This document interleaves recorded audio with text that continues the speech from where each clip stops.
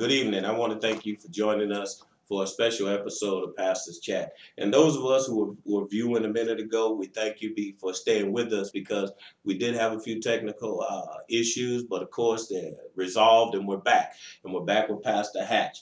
And I'm telling you, I'd have spent all night trying to get this together just to make sure I got this interview.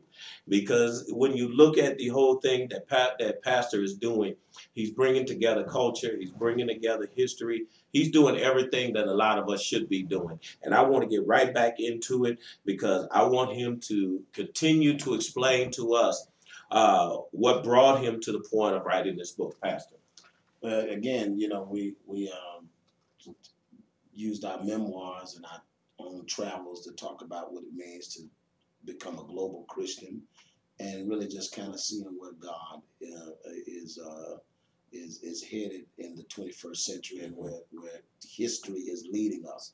And so, it's a good book and it's a good read to talk about basically, prophetic ministry in the broad sense, literally where the world is headed. But see, not only when I sit here in your office, but when I hear you speak and I hear you talk with a strongness and a toughness that I've been there.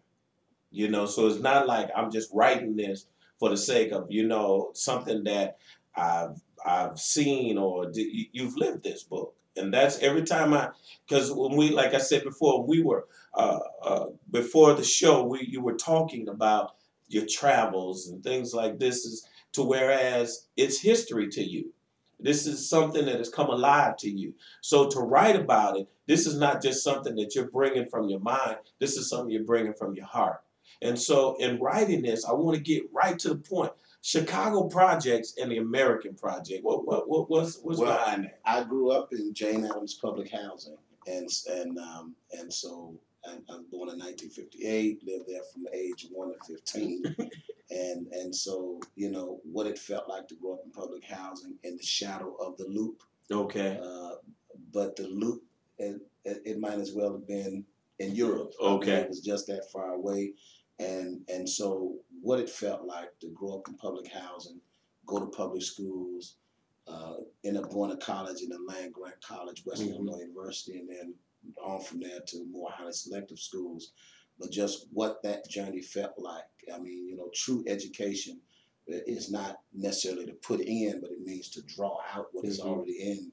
And that's kind of the way that my memoirs unfold, how I developed the kind of worldview that I ended up with. That I think, if you read my book, I mean, no braggadocious, right. No exaggeration. My book will explain what really happened in the re-election of President Obama.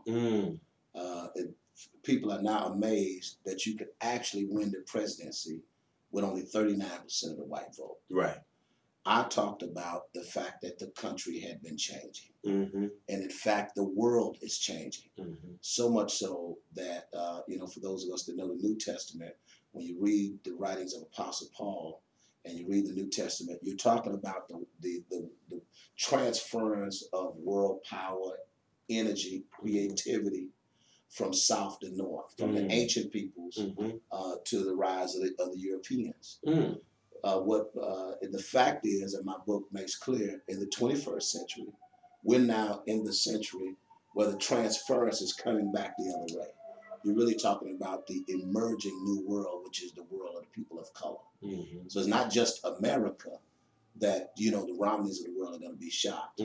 It's when they open their eyes and find out that the new world order means the rise of Latin America, the rise of Africa, the rise of the Middle East, the rise of the Indian subcontinent, the rise of the Pacific Basin.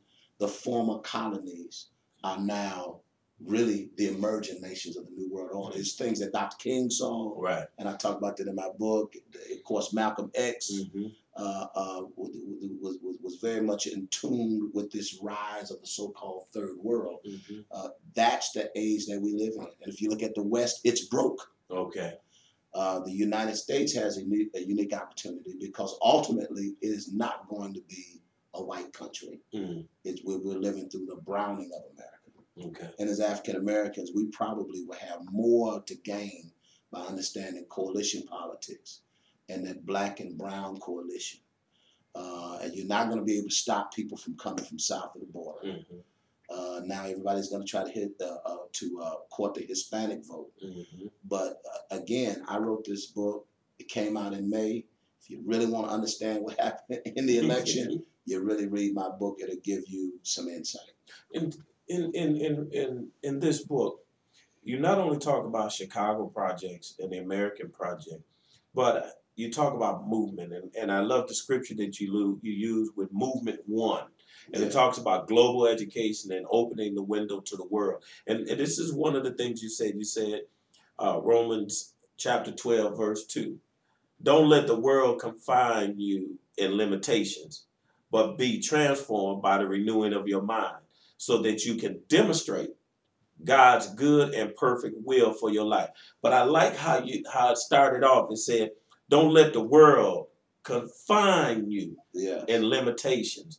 So when you talk about global education and opening the window to the world, what are you speaking of there? You won't see where God is working, caught in racism. Mm-hmm. You also won't see it caught in some sense of black self-hatred. Mm-hmm. Those confinements of that old world order that somehow, black people, are inferior, or people of color, and somehow, the European or Eurocentric world, that is the world that is fading away. Mm-hmm. And so this transformation, to be a Christian really means to have a global perspective. Mm-hmm. It really has to do with a universal faith. Mm-hmm. And that sees where God is moving in the world. And so, the fact is that, where the world is headed now, the last are becoming first. Mm-hmm. And first last. And people who are unable to think globally are going to be left behind. So when we educate, and my wife is an educator, that's why when I looked at this, if we don't start educating our children to think globally, then we're putting limitations on them. Absolutely. But our system now is putting limitations on them. Absolutely. And when we look at it, I think they're grooming them not to be successful. And I'm saying from African American to white to Indian, and because of the global, they're not getting what they need. It's sad when a kid across the country can tell you more about your country than you can. Mm-hmm. I talk about, the concept of Sankofa, the West African concept of Sankofa, which means to go back and get what was lost before you move forward. Okay. Or sometime in order to move forward, you have to go back. Mm-hmm. You have to go back and reclaim the values. Of course, one of the ways our minds need to be transformed and opening of our minds is that,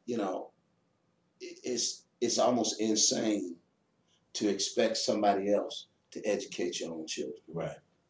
And in that sense, we've gone backwards. Okay. Booker T. Washington died of exhaustion. When you really read his story, he had developed, a guy born in slavery, after slavery, had actually opened 4,000 schools around the country. And to this day, Tuskegee graduates black engineers, a school he founded. Yeah. We don't have that same kind of vision today. Right here in Chicago, look at the Hispanic community. There's so much we can learn from them, Okay. They have their own school district in the school district. Okay. Run by UNO, okay. United Neighborhood Organization. Okay. They got almost $100 million in the last capital budget to build schools in their network. I was reading in the paper today, they have access to the list of what schools will be open and what will be closed. They have clout because they have their own district in the district. Right. Because, no people really expect somebody else to educate their children. Right. Now, even if I got to use the resources, which is, I'm not a proponent necessarily of charter versus public. Right. But I'm saying that, charter schools may give some opportunity for an organized community to use public resources to develop their own school networks. Okay. Back in the day, churches took responsibility for education. Many of the schools were in churches. And so at some point, we have to reclaim the responsibility of educating our own children and really provide a global education. And I talk about my own peculiar journey, which is not a normal one, I don't think. I mean, I had a lot of grace and a lot of things that happened for me that, were just one of a kind. I wasn't the brightest one. I knew kids that were bright from the street, never would have made it where I am, didn't have the exposure, didn't have the grace. In my book, I talk about I went to public elementary school, Reese. I went to Dunbar Vocational High School. Didn't even have college counselors. Right. We had bricklaying and aviation mechanics. But I graduated in '76. Dr. King had only been killed 8 years prior to that. And the country was in mourning, and out of that blood of Dr. King, unique opportunities for the people in my generation. So I wouldn't be telling the truth if I say I went to college, because what happened, I can remember like it was yesterday. Somebody came over the intercom system. Whoever want to go to college, come to the lunchroom. Went to the lunchroom to get out of class. Right. I mean, I didn't have a plan. Right. And it was a guy who basically he had been recruiting all over inner city schools, because at that time they just go get black kids, bring them to college, because Dr. King had been killed. Right. See? Right. And he basically said something almost like, "You stupid fools don't know nothing about going to college. Just fill these papers out. I'm gonna put you all in college." And literally Pell Grants, Illinois State Scholarship. You had a free ride with those two things. Man, I was down in college 2 weeks after graduating, which truthfully means I didn't go to college. College came and got me. That's right. How I went to college. And by the time I went down there with working class white kids, kids from the farms, it was that time that I say in my book, I found out there was an even distribution of intelligence. Because I knew kids back at home never would see college that was smarter than white kids I was sitting next to. And then I began to understand it had to do with opportunity and exposure. And people having, broad horizon and really just literally getting a break. Man, coming out of Dunbar, I was on Dean's list the whole year at Western Illinois the first year. The second semester, I was at Georgetown University as a sophomore.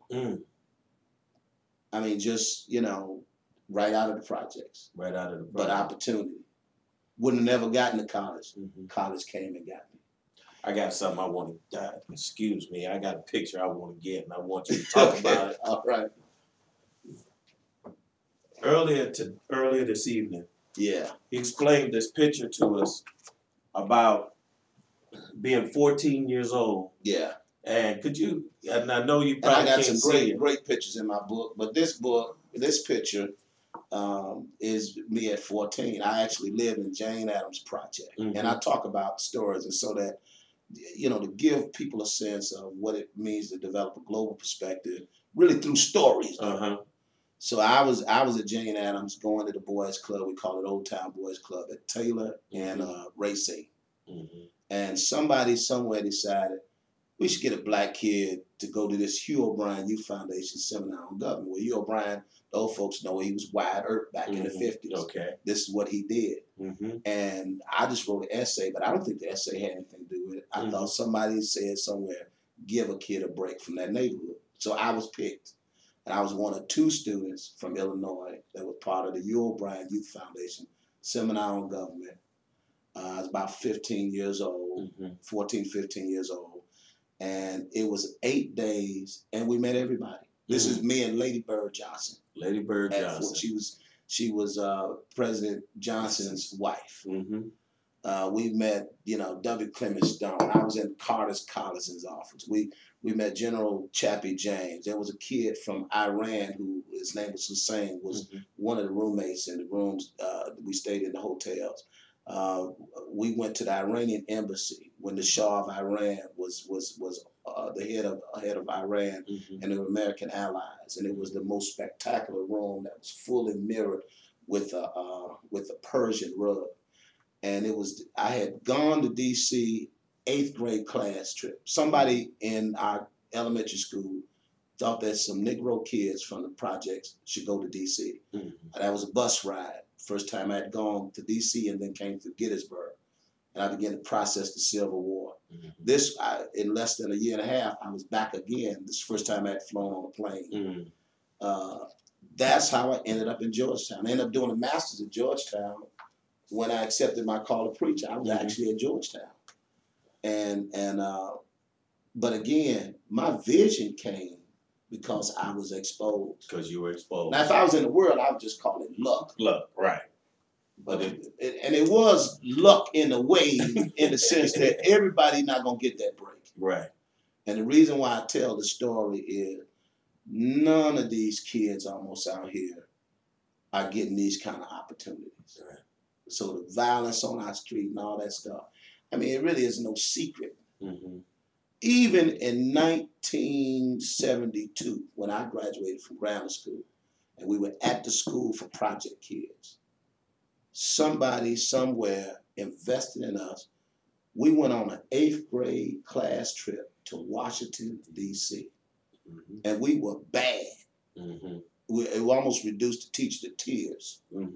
We had a white bus driver. I said, Lord have mercy on his soul. Because we'd never been anywhere. Right. But that gave me a vision. Okay. To be honest with you, I mean, it opened you up globally. It opened me up globally, Doc. I saw Washington, D.C. I was never the same. And I said, one day I'm coming back here. You know, movement 2, and I got stuck on the first movement 2. So man. Movement 2. The changing complexion of the world's center stage. Yes. Movement 2, and I started the framework of this book. I preached a sermon at Bates College where Ben Mays went to school, and my oldest son graduated from there. I was the King Day speaker. And I talked about Acts 17, and I think verse 6, these turn the world upside down. And I talked about the winds of the Spirit, you know, the different winds in the world. Where is the Spirit blowing today? And so it's through that prism I began to see, number 1, global education. Number 2, the changing complexion of the world, which means that the so-called third world, those that kind of come out of the radical black background like me, you know, remember in Kwame Nkrumah in Ghana, Gamaliel Nasser in Egypt, Nehru in India. When the U.S. and the USSR, the United States and the Soviet Union were kind of like a major rivalry. And the third world were the old colonies that had emerged and were gaining independence, who didn't want to choose sides between the European powers. So they came out with a non-alignment movement. Okay. That what we're interested in is the empowerment of people of color. And what I explain in my book is that is a prophecy that has come to pass. That what is really happening in the world, almost every European country is having financial turmoil, including the United States. The emerging world is Latin America. Africa with discovery of new oil fields in Ghana and Angola and Mozambique. The Middle East is now the epicenter of fuel, fossil fuels that fuel the global economy. The creativity in India and Pakistan, you know, where you have highly educated, you know, when you looked at Slumdog Millionaire, what that the really underlay of that is how much creativity is coming out of these parts of the world where people are hungry and emerging. The Pacific Basin, and of course the Far East. That is the new emerging world order. And I use a story for those of us here in Chicago, and I talk about those of us that understood what was really going on in the world knew that Chicago was never going to get the Olympics of 2016. Well, one of the never gonna get it. Somebody tweeted, and they're reaching out to you. Yeah, it says that everybody should stop what they're doing right now to hear this great man as he speaks on history. Yeah, Yeah. And that's what somebody tweeted to us. But that story. So they fly the president and the first lady over there for the Chicago Olympic bid. So you got the old Irish in charge of Chicago, running the whole state, the whole set in Chicago. And Chicago loses on the first round, and nobody knows what's happening. Right. But what really was going on, you're talking about global geopolitics. Okay. You're talking about the emerging world. It was time for a nation with people of color to host the Olympics. That's the way the rest of the world was viewing it. Yeah. Now, now David and his crew, they were in their own world, but in the real emerging world. And Brazil was a great choice because Brazil has more Africans than any other country on the planet other than Nigeria. I mean, Brazil is really a nation of people of color. It was perfect for geopolitics because there was not necessarily an African nation prepared to take that risk to bring the Olympics to Africa. But this was the non-white country, Brazil, that really the world settled on to, and of course South America, you had that whole piece. But the point was, it was never coming to Chicago. And the fact that the Daley administration, the people down at the Aon building, the city fathers in Chicago, even all the way to the White House, didn't understand geopolitics because it was really embarrassing to fly the president out there and lose on the first round. I mean, they did not understand the world has shifted. The world has shifted. Well, and I want to take a few tweets. And if we're global, we become part of the emerging world order. Talking about African Americans. Now, if you try to hang on to, feel inferior and white superiority, you'll be lost in the old world order. And you'll stay back where it is. And you'll stay back where it is, and you'll be conformed to the world. Pastor, how do we start a fire under our people? I mean, every preacher's trying to start a fire every Sunday. I mean, we have what we're talking about is the wind of the Spirit.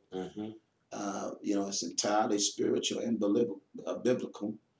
The time of the Gentiles are coming to an end. I mean, you read the Bible, the Hamites and the Shemites are not Gentiles. They intermarry. The Gentiles were the people that were farthest away, and they've had a season. And that season is coming to a close. We have to begin to tell our people who we are. I mean, the things that have happened to us have been very intentional. You're going to have a very difficult time competing with anybody with 72% of your 80% of your births out of wedlock, with fractured families. And it's all intentional, not to beat us up. But, we simply are going to have to continue to preach to our people about, having a personal relationship with God. Literally means you don't put any man before God. And part of the problem, black people, even in our spiritual institutions, worship man. I mean, we still think white people are superior. We're still trying to be like them. People worship money, mammon, dead presidents. I mean, one of the stupidest things is for people to fall in love with money. Money. It means they don't even really know what money is. Money is nothing. It really there's no gold even behind it. Money is what people use to control other people's labor and their produce. And so, we have to take God seriously and begin, of course, learn the science and the art and capital of doing family, of building community. And at some point, you will be a major part of this nation. That's why, I talk about Project America. America's going to be a brown nation. If you really read my book, I try to be fairly subtle about it, but I think it explains what is really going on is that people are raping the country because they know that the country is being transformed. So they're moving the wealth out. It's kind of like what we lived here, what happened in Gary, Indiana. Once black folk took over the politics, they moved the economy to Maryville. Right. And what's happening now, people are transferring the wealth out of America because America, we're going to have a whole lot of black and brown presidents. Right. With a broke country. You know. And that's what they're trying to do. But we haven't, that's what they're trying to do. And when we understand what's going on, I mean, you know, phenomenal. I think the president is getting it. I think what we're witnessing with Obama is the education of a person. I mean, God puts people in a place. And I think that one thing was interesting is the press conference he just did right after his reelection. I told people, I said, look at the Negro closely. First thing you're going to see is a man that know he won. Know he won, right. I said, he don't look like he's smiling that much, do he? Right. But he know he won. He don't have to be nice too much anymore. And he's probably figuring out the trick bag that he was put in. You know, and how to, you know, with the help of God, begin to really fight on behalf of the people who've been abused by the rape of this economy. You know, the bank bailouts and and leaving the people underwater with their homes and the taking of their jobs and the starving of the school systems and all of that kind of stuff because they really don't care. Right. They really don't. Yeah. Another tweet says, Pastor, why do we as a culture criticize, condemn, and complain about each other? Well, you know, one of the things about, you know, we say black people, that we ain't really, we are people that's been made up. I mean, we got every nationality in the world flowing through us. We ain't really entirely African. Right. We've been made, amalgamated, put together through the slave experience. And we've been socialized a certain way. And the way that we are controlled is divide and conquer. You have to, when you oppress people, you have to thwart their natural processes of leadership selection. I mean, if you ask people in Chicago, who are the black leaders? You really can't be a black leader in this town without the mayor's approval. Yeah. I mean, they tell us who's eligible. Right. Who can't. They're going to tell us who the big preachers are. Right. And they're going to feed those institutions and get them resources. You can't be a state rep without Madigan's approval. Right. You just can't be. They're going to decide who that is. You can't be an alderman unless the mayor approves. Many of those were appointed. I mean, so we're not choosing. My point is, we still on the plantation to some great degree, where you're going to have all this hostility, where people turn on each other more than they organize and turn their. And it's not because we black. The same thing happened when we read the Bible. I mean, Moses is exiled because he tried to break up a fight between two Negro Hebrews who was in the same boat. He's basically trying to tell you, y'all in the same boat. Matter of fact, I'm doing all right. I'm a prince of Egypt, but y'all, why would y'all fight each other? You were both slaves. Yeah. And one brother told him, you know, I don't even know who you think you are talking to, because you don't think nobody saw you the other day when you killed that Egyptian. Maybe killed the Egyptian for abusing a Hebrew. Right. And it caused Moses to have to be a fugitive from Egypt. And that same dynamic just happens among oppressed people. And we have to fight it. I mean, you know, one way to fight it is, of course, to understand it. Well, the thing is, and I hope you don't mind, because I'm really feeling a two-part interview. I'm feeling a two. I may have said all I had. And there's plenty more. There's plenty more. But one of the things, and I love this picture, and I love that you brought it up. But one of the things you talked about, and I saw it in the corner. You talked about the slave ship, right? And I thought that was such rich history that I would love for you to take some time to explain about the slave ship? This is a rendition of a window we've done. It's not exactly that window, but we've got a window here that's the largest display of the slave ship icon in the world of the packing of the slaves. Is right here on the west side of Chicago. Mm-hmm. And we didn't intentionally know that that's what we were doing. Dr. Cheryl Finley, who was at Yale and now at Cornell, she did her dissertation on the slave ship packing icon that started in England with Christians who fought against the slave trade in Britain. And they just had the 200th anniversary of the abolition of that slave trade in 2008. But that icon, abolitionists picked it up to show the inhumanity of the slave trade. And then, you know, the Harlem Renaissance kind of popularized it in the 1920s, kind of this reawakening for Africans in America. And then the Black consciousness movement of the 60s kind of picked it up as a defiance, see what happened here.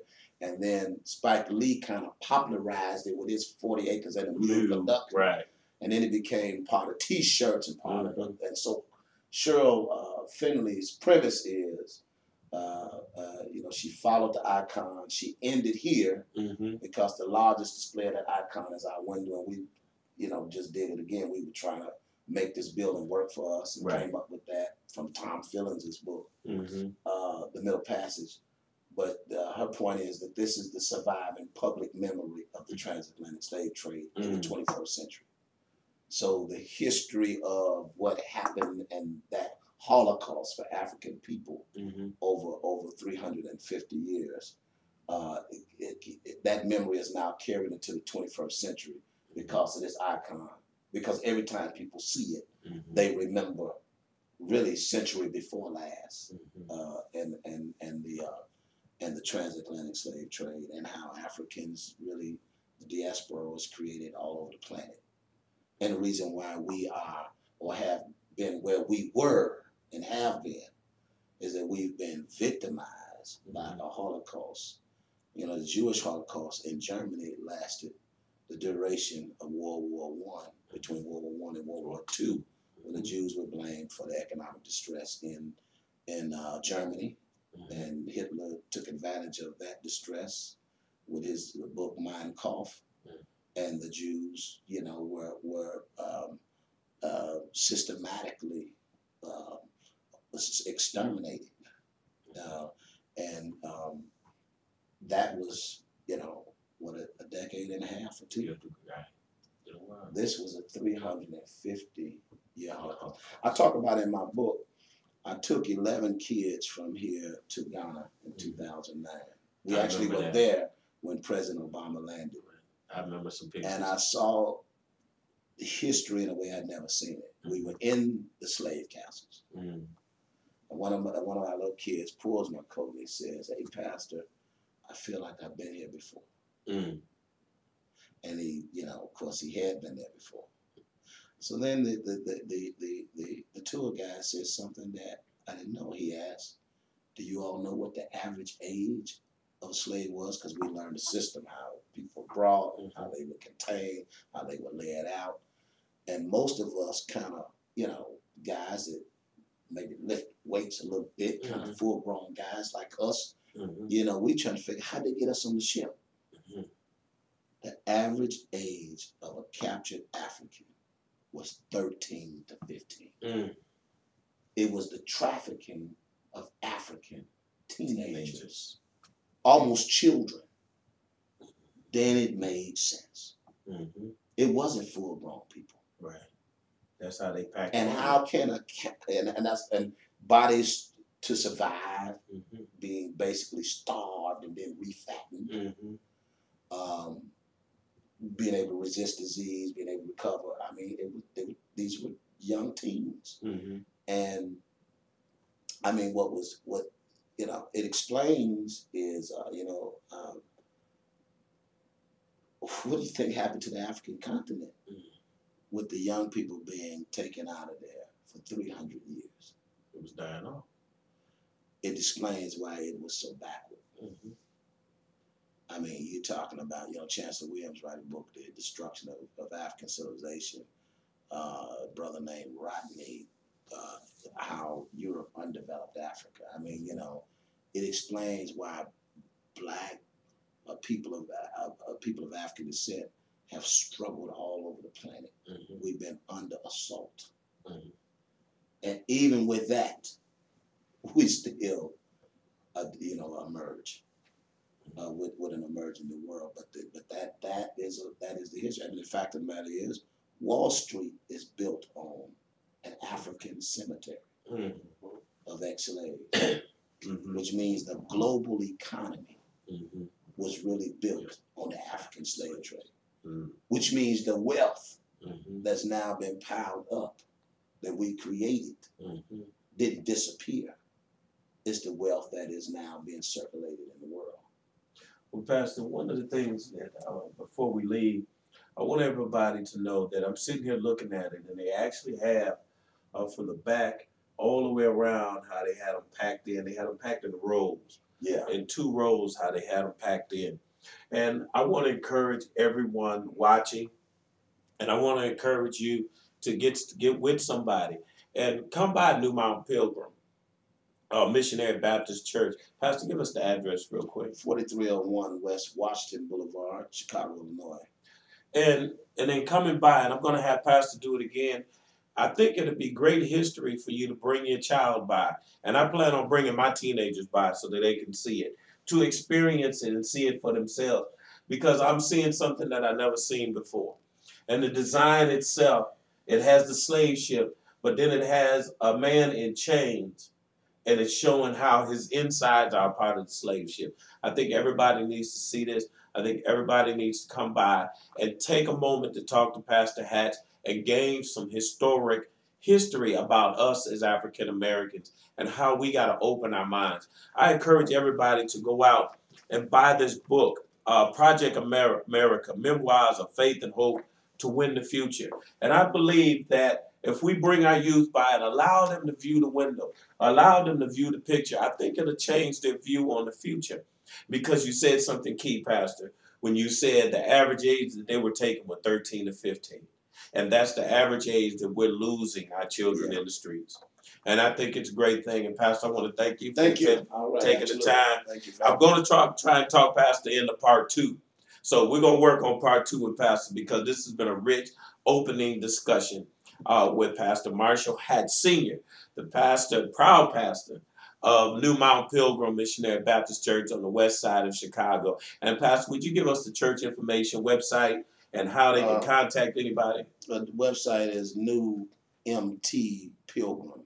That's NEWMT, M as in Mary, T as in Thomas, PILGRIM.org. Church address, phone number. 4301 West Washington Boulevard, New Mount Pilgrim Baptist Church, 606-773-287-5051. We also have a group called the Leaders Network. Okay. Pastor Ira Ackrey, Greater St. John Church, and Reverend Cy Fields, New Landmark Church. Part of the board of directors. Amen. And we gotta start getting into our history. We gotta start seeing where we're flowing. We gotta start seeing where we're going. I want to thank you for joining us for this special segment and this interview with this great man, this great educated man that can teach us about our history. And when we come back, I'm guaranteed we'll be back and we're going to look for more rich history. And I think the next time we come back, you got to line your children up. You got to line your friends up to hear. But most of all, I encourage you to come by. I want to thank you for joining us. God bless you, and we'll see you next week. Thank you. All right. That was